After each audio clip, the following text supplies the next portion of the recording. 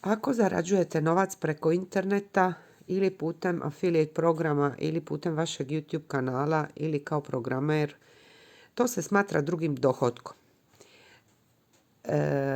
To znači da imate nekakve obaveze prema državi. Što trebate napraviti? Prvo trebate otići u svoju poreznu upravu prema mjestu stanovanja i tamo se prijaviti u registar poreznih obveznika.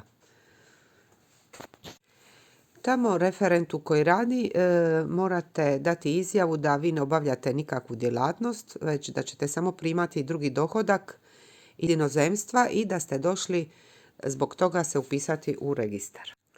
Ugovor o djelu sklapate za obračun na zaradu od reklama i provizija od prodaje tuđih proizvoda. Uplata vam sjeda na vaš devizni žiro račun. Vaša obaveza je uplatiti 20% doprinosa za vašu mirovinu. Ako ste mlađi od 40 godina, uplatit ćete 15% u prvi stup i 5% u drugi stup.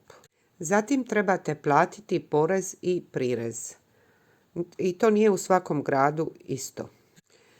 Nakon što platite državi porez, prirez i pripadajuće doprinose, državu ste dužni i papirnato obavijestiti o svemu tome putem JOPPD obrasca.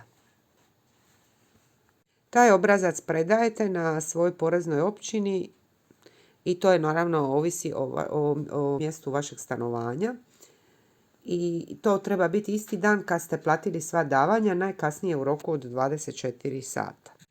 Kod ugovora o djelu koji je ostvaren u inozemstvu ne obračunavamo i ne plaćamo zdravstveno osiguranje za razliku od domaćeg ugovora o djelu.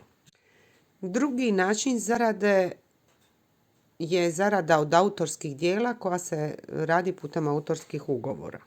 Ukoliko ste prodali fotografije, napisali tekst, napravili web stranicu, onda je obračun poreza drugačiji.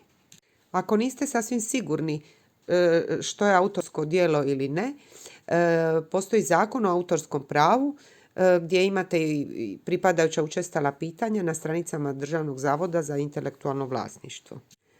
Kod autorskog djela obračun se umanjuje za 30% priznatih izdataka i tek se onda izračuna iznos poreza. Nakon što ste izračunali osnovicu, obračunava se porez od 25% i na taj iznos poreza obračunavate prirez grada u kojeg živite. U zaključku možemo reći da je puno bolje biti kreativan i prodavati svoja autorska djela i zarađivati na taj način nego zarađivati od reklama i provizija. Ako ništa od ovoga nije urađeno na vrijeme, onda je vaša obveza da podnesete godišnju poreznu prijavu i da tamo prijavite primitke iz inozemstva.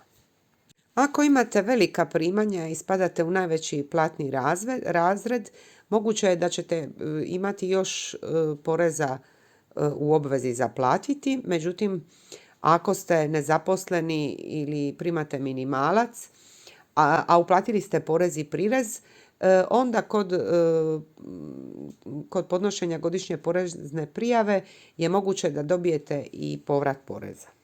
Ako ste odradili posao sa zemljom s kojom je Hrvatska sklopila ugovor o izbjegavanju dvostrukog oporezivanja, onda trebate imati potvrdu da je taj porez plaćen s druge strane.